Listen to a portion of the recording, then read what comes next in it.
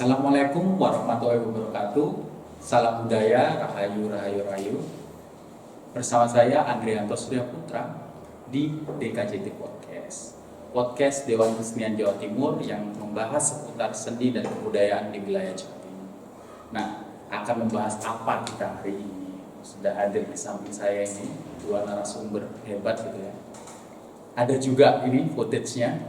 Akan bahas apa kita, yaitu kita perkenalkan dulu dua narasumber ini. Yang pertama adalah Bapak Abdul Malik selaku pimpinan umum Majalah Seni dan Budaya Kidung Dewan Kesenian Jawa Timur. Pak Malik sehat? Sehat, terima kasih. Oke, yang kedua adalah kontributor Majalah Kidung, salah satu kontributor yaitu Mas Rosyid. Sehat Mas? Alhamdulillah sehat. Alhamdulillah sehat. Baik, sudah sehat semua.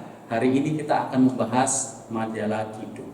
Majalah Kidung adalah majalah seni dan budaya yang diterbitkan oleh Dewan Kesenian Jawa Timur yang nanti akan kita elaborasi kira-kira tahun ini akan membahas apa.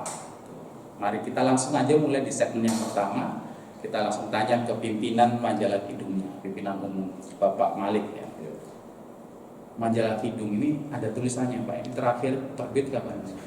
November 2021. November 2021. Ini udah 1 tahun lebih ya. Pemirsa budaya Majalah Kidung ini vakum. Ya, ini bisa dijelaskan kira-kira kenapa ada vakum ini Pak, dan sentuhan apa yang dibawa di Majalah Kidung? Edisi berapa ini Pak? Edisi 43. 43. Sentuhan apa yang dibawa? Ya, terima kasih Mas Andre.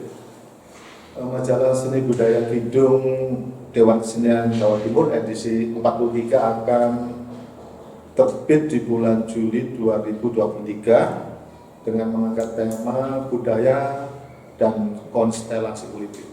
Ini latar belakangnya di tahun 2024 kita akan mengikuti sebuah pesta demokrasi dan Majalah Kidung ingin terlibat di dalam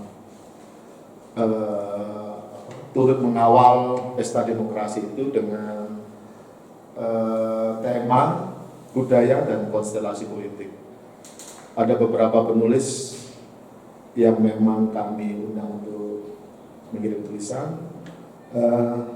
Selebihnya adalah kami buka untuk masyarakat. Ini kalau boleh tahu ini sudah majalah yang keberapa ini Pak Malik untuk periode ini, periode kita ini pengurusan ini? Ketiga ya, majalah yang ketiga dengan mengangkat tema budaya dan konstelasi politik. Ini tema yang sangat menarik yang sedikit apa ya, rawan hal-hal yang bisa membuat pergesekan gitu ya, khususnya seniman dan pemerintah. Apa Pak Malik kira-kira ada kesusahan tersendiri nggak dalam menjaring tulisan itu untuk menjadi tulisan yang apa ya, yang kira-kira cocok untuk dimasukkan? Sejauh ini enggak, karena majalah seni dan budaya itu sudah memiliki bangsa pembaca dan penulis. Selain itu juga majalah seni dan budaya Kidung menyediakan honor.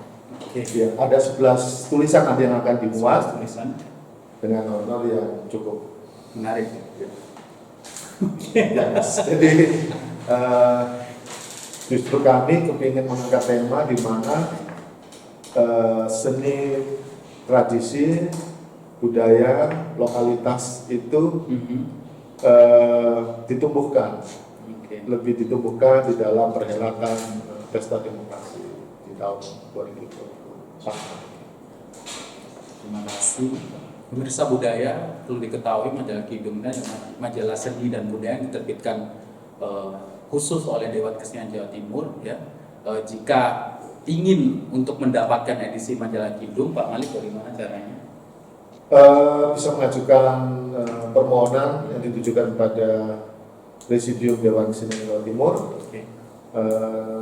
lewat email yang nanti akan ditulis ya, untuk pemirsa budaya yang ingin mendapatkan dan ingin membaca nanti khususnya di bulan Juli nanti ya. Iya, alamat redaksi ya Sekretariat Dewan Kesenian Jawa Timur, Jalan Genteng Kali 85, Surabaya, Kompleks Taman Budaya Jawa Timur. Baik. nanti kita tulis di bawah. Oke, ini pertanyaan terakhir Pak Malik untuk sesi satu ini. Dari Tumbuh Bersama yang di era COVID ini, judulnya ya benar kan ya. Tumbuh Bersama dan sekarang budaya dan konstelasi politik. Kira-kira ada tantangan tersendiri nggak dalam mengangkat judul ini? Gitu. Apalagi ya kita tahu bahwa belakangan ini atau podcast kita sebelumnya itu juga kita menghadirkan beberapa seniman yang mereka turut berkeluh kesah khususnya pada politisi-politisi atau pemangku kebijakannya. Kira-kira jika Pak Malik mengangkat ini, apakah itu memberikan tantangan tersendiri juga, khususnya untuk bagaimana hubungannya nanti dengan pemerintah gitu atau bagaimana? Oh tidak. Tidak ya. Terbukti ada lebih dari 11 tulisan yang masuk, jadi kami perlu waktu untuk memilih mana tulisan yang akan tayang di Kidung 43. Ada banyak tema, ada film yang masuk, kemudian ada sastra, kemudian ada tari, kemudian esai, sebuah esai panjang yang menurut saya menarik. Kemudian ada satu liputan festival Punali Patah di Sidoarjo juga kami masukkan dan kami hadirkan penulisnya di podcast. Mas Rosid ini ya, salah satu kontributor ya yang menulis soal Gunali Patah. Sebelum kita gali tentang apa tulisannya nanti dan bagaimana korelasinya dengan budaya dan konstelasi politik, kita break dulu di segmen ke-1. Stay tune.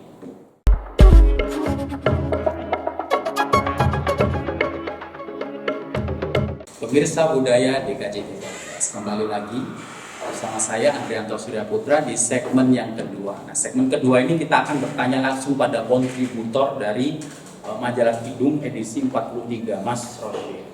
Udah siap ini Mas tanya? Sudah. Siap. Baik. Oke Mas Rosid, dalam tema yang tadi disebutkan Pak Malik ya, budaya dan konstelasi politik. Nah, ini bisa nggak Mas Rosid jelaskan sedikit saja tentang naskah yang sampean dibuat ini? Kira-kira mengangkat apa dan kira-kira itu garis besarnya apa dan kenapa naskah ini diangkat? Monggo Mas.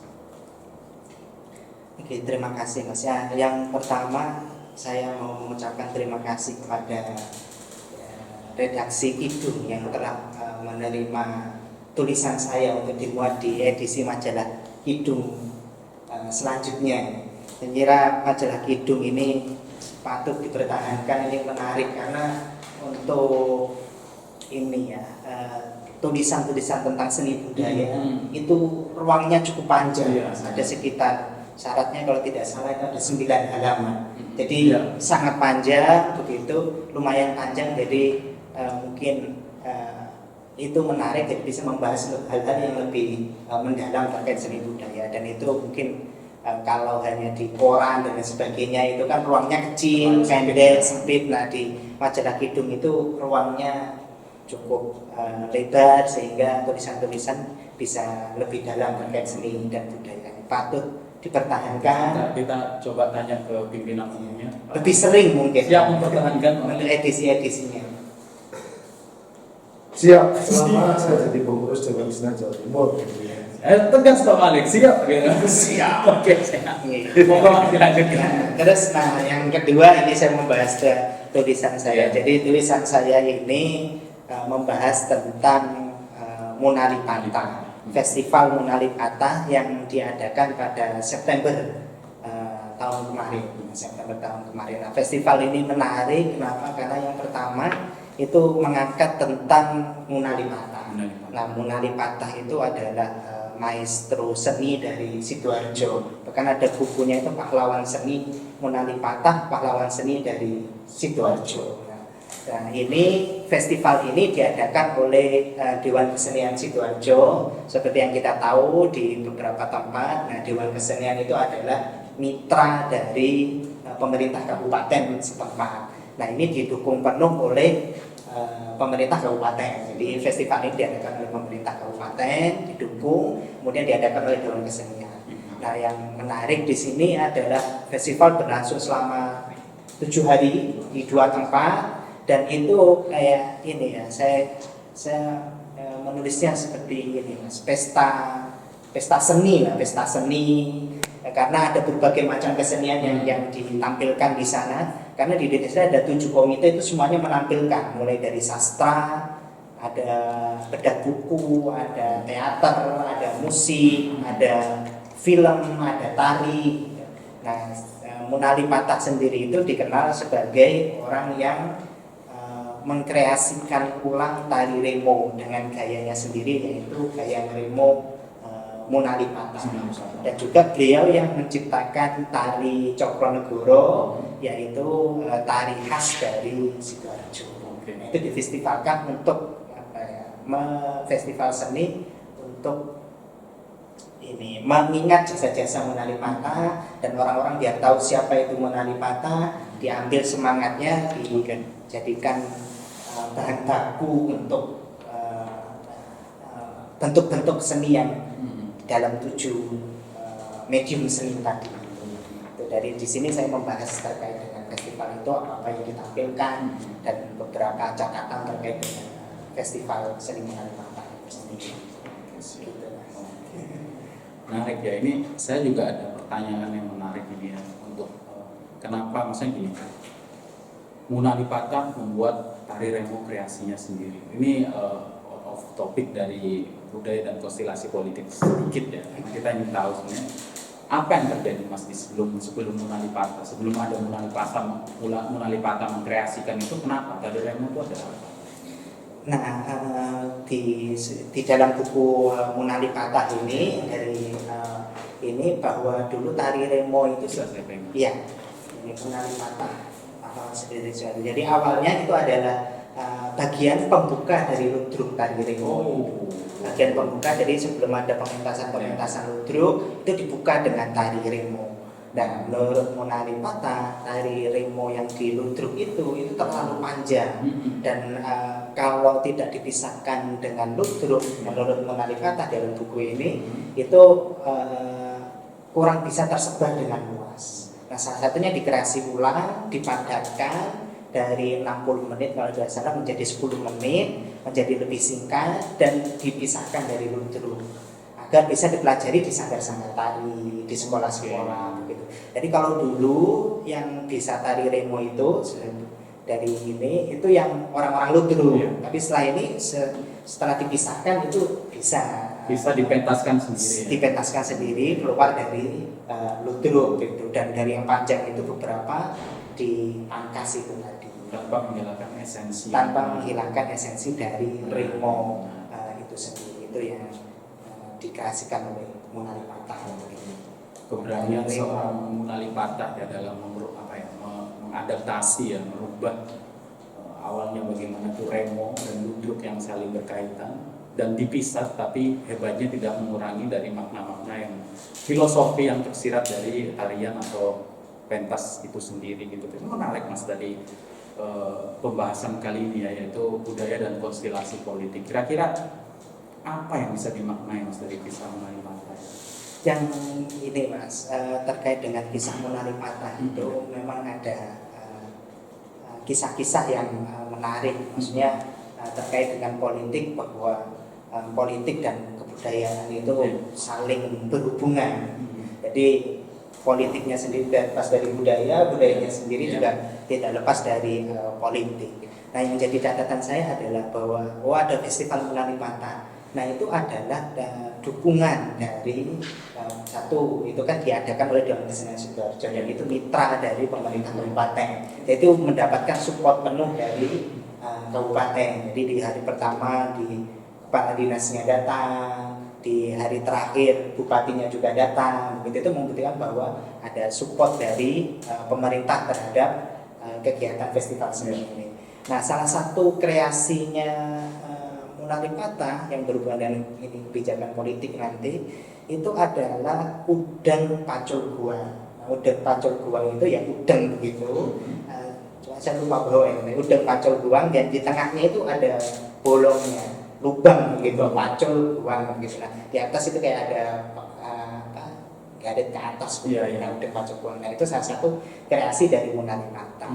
Nah, itu Bupati Sidoarjo menerbitkan surat edaran Iya. yang mewajibkan menginstruksikan kepada seluruh ASN di lingkungan Pemka, mulai dari guru-guru itu untuk memakai udeng pacul guang itu di saat-saat tertentu.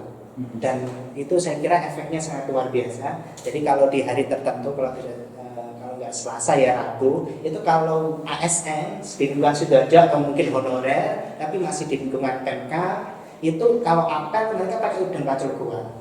Jadi selain seragam ASN yang putih hitam itu, mereka pakai pacul guang yang laki-laki Untuk menunjukkan identitas. untuk menunjukkan identitas Sidoarjo itu. Nah, yang perempuan itu pakai pink, kalau pakai kerudung pink, terus pakai shawl. Shawlnya ini juga khas batik Sidoarjo. Nah, itu didukung penuh oleh pemerintah melalui surat edaran dari bupati itu. Dan itu saya sampai datang ke daerah, misalnya ada pengrajin ini ya Mas ya, pengrajin udang pacul guang itu sendiri di daerah Melayu Sidoarjo itu, dan mereka ketika terbit surat edaran itu mereka mengatakan bahwa ya ekonominya menjadi meningkat karena banyak order. Ya, jadi kebijakan, politik, budaya, sama ekonomi saling berkaitan. Gitu. Jadi banyak orderan masuk terkait dengan udeng pacul guang itu, karena banyak juga yang masih belum punya. Akhirnya beli surat edaran itu, akhirnya beli, pakai di hari-hari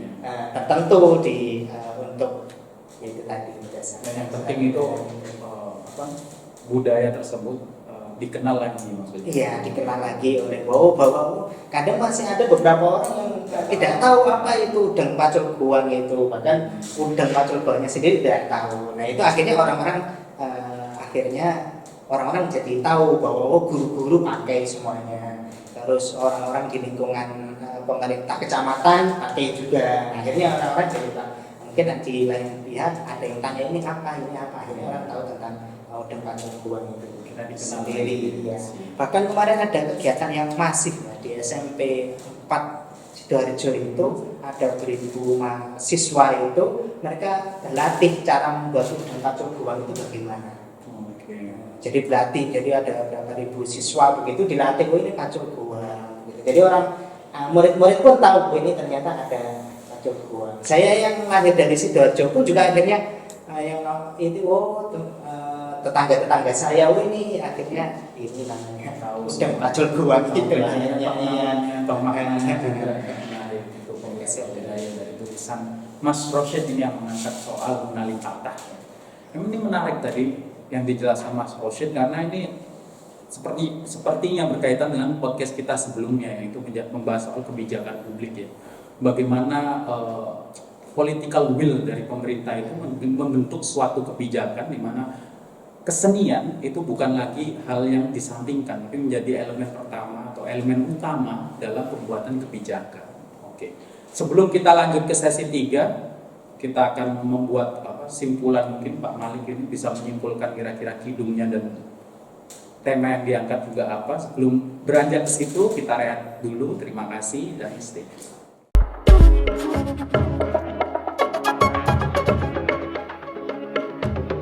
Pemirsa Budaya DKJT Podcast, kembali lagi di podcast Dewan Kesenian Jawa Timur bersama saya Andrianto Surya Putra di penghujung segmen, yaitu segmen ketiga. Di segmen ini kita akan mengulas sedikit tentang majalah Kidung ini. Mungkin beberapa tulisan yang sekiranya menarik ya bisa diutarakan Pak Malik kira-kira. Hubungannya juga dengan judul tema besar budaya dan konstelasi politik, dan beberapa tulisan yang sekiranya bisa kita aturkan di sini. Intisarinya sebelum terbit majalahnya kita bocorkan ke pemirsa sedikit ya kira-kira. Ya. Terima kasih Mas Andre. Jadi beberapa naskah yang akan tayang, bolehlah saya ulas sedikit. Saya kira boleh langsung Buat mandi. bocoran. Speed ini salah satunya ini tentang wayang tengul di Bojonegoro. Bagaimana wayang tengul itu menjadi satu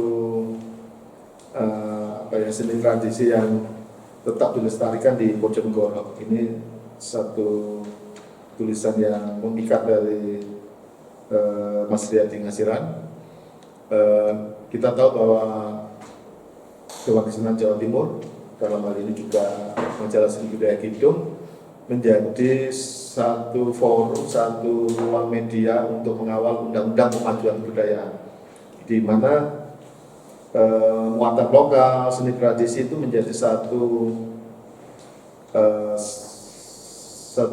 kemajukan yang layak untuk tetap dijaga.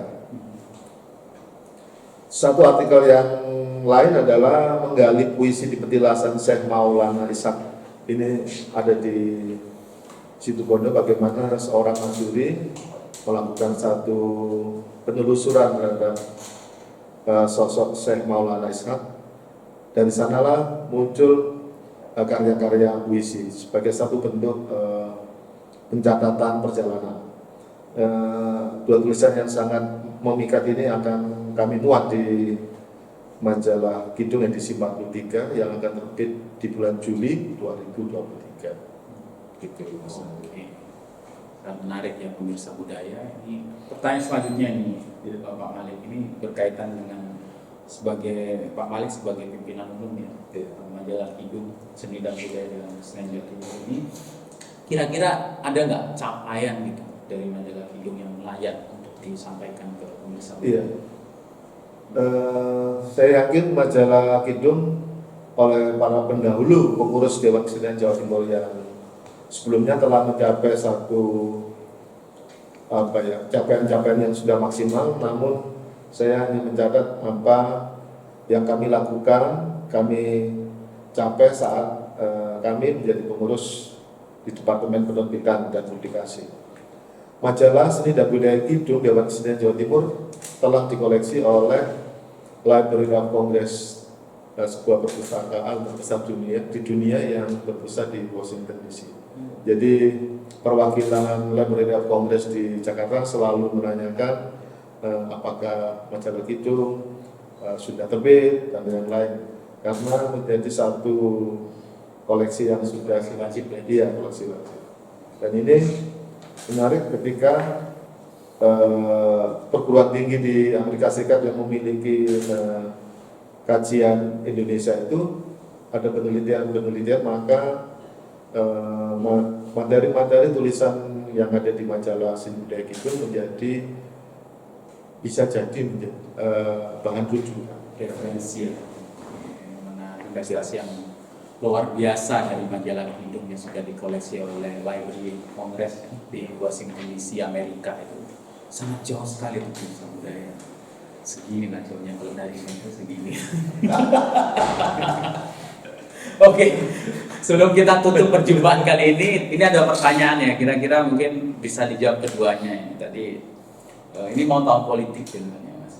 Ya Pak, ini tahun politik gitu. Kita mungkin sudah ancang-ancang untuk memilih siapa dan dari mana. Nah, kira-kira ke Mas Rashid dulu, dari tulisan yang Mas Rashid tadi tulis lalu disubmit ke majalah Kidung dan alhamdulillah akan diterbitkannya, akan masuk seleksi untuk diterbitkan. Kira-kira apa cita-cita ideal dari sebuah politisi yang nanti akan terpilih jadi di pemerintahan itu, dari refleksi dari tulisan Mas Rashid, kira-kira idealnya bagaimana? Ya, terima kasih Mas. Ya. Kalau idealnya ya Mas, kalau ideal itu kan di surga, ideal.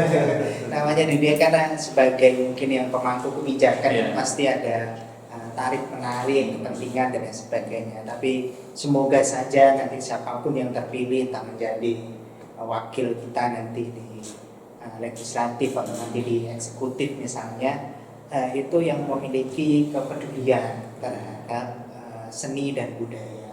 Karena ruang-ruang seni dan budaya itu sendiri yang selalu menjadi nomor 2 begitu. Walaupun tidak pernah dinikahi lagi, tapi selalu menjadi yang nomor 2 begitu, selalu terpinggirkan. Kadang-kadang kepedulian itu kalau kita lihat sanggar-sanggar tari gitu, yang saya lihat misalnya dari kasusnya ini menari patah misalnya, sanggar tarinya itu ya perlu uluran kepedulian dari pemangku kebijakan, misalnya 25 anak yang main begitu, dan untuk beli sampur, beli pakaian, beli udennya itu harus urunan sendiri-sendiri begitu.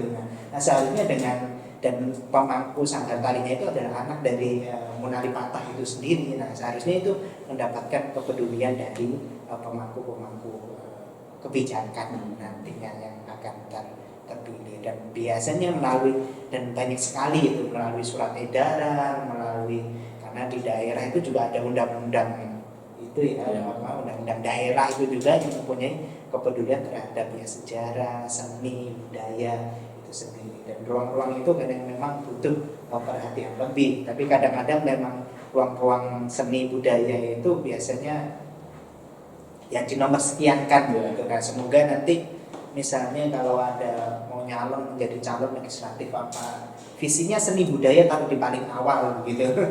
Di paling pertama, baliho-balihonya majukan seni budaya gitu kan, belum ada selama ini biasanya. Apa gitu, coblos saya karena saya mau ini begitu. Nah, visi misinya harus sejalan dengan kemajuan seni budaya. Karena itu ya seni budaya adalah ya identitas kita sebagai bangsa ini. Mas. Oke, sangat menarik. Terima kasih Mas Rosid. Untuk para politisi yang akan mencalonkan diri, ketika Anda nanti ingin melihat seberapa besar potensi suara dari teman-teman seniman, bisa dilihat di aplikasi Dewan Kesenian Jawa Timur. Di situ ada banyak sekali yang terdaftar juga di situ. Nah, di situ nanti kalian bisa merumuskan kebijakan seniman sebagai salah satu kampanye, tapi jangan dikampanyekan aja, dieksekusi dong gitu. Karena kembali lagi ke episode sebelumnya, kembali karena political will dari kalian itu sangat dibutuhkan oleh teman-teman ini, gitu. Ya Mas ya. Oke, sekarang ke Pak Malik gimana Pak Malik? Ya, dalam kesempatan baik ini kami mengaturkan terima kasih untuk seluruh kawan-kawan yang telah mengirim naskah untuk majalah Kidung edisi 43. Sekaligus kami mohon maaf belum bisa memuat seluruh tulisan yang masuk karena keterbatasan ruang, hanya 11 tulisan yang masuk. Terima kasih. Singkat sekali Pak Malik ini jawabannya. Baik pemirsa budaya, ini tadi adalah perbincangan kita mengenai majalah Kidung edisi ke-43 ya, yaitu mengangkat tema budaya dan konstelasi politik ya. Terima kasih pemirsa budaya, dan saya ingatkan lagi bagi kalian yang ingin mendapatkan majalah Kidung edisi 43 bisa langsung mengajukan permohonan di email Dewan Kesenian Jawa Timur yang nanti akan kita tulis di bawah sini.